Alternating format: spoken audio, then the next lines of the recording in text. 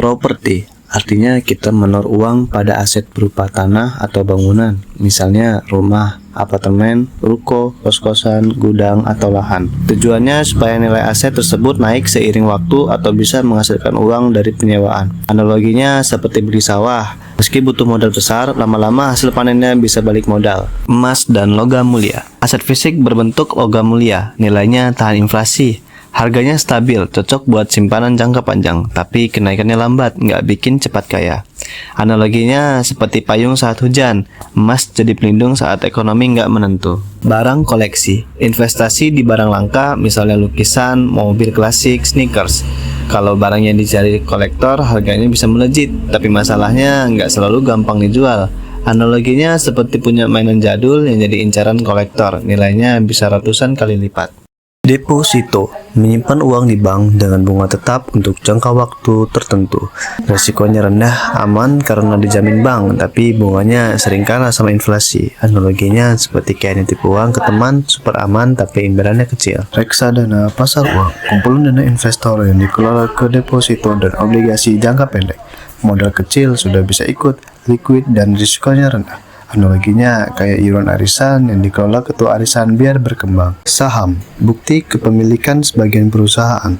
Untung dari kenaikan harga, capital gain, dan dividen. Tapi harganya bisa naik turun cepat, jadi butuh mental dan ilmu.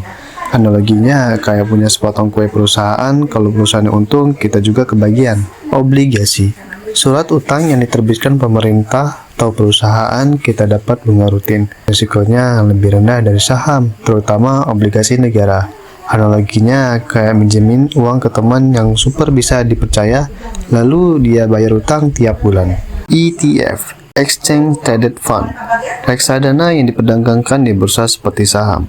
Fleksibel, bisa dijual beli kapan saja, cocok buat yang mau praktis. Analoginya kayak beli paket hemat berisi banyak menu, tapi bisa dijual lagi kapan saja. Crypto aset, aset digital berbasis blockchain, contohnya Bitcoin. Potensinya besar, tapi harganya super fluktuatif.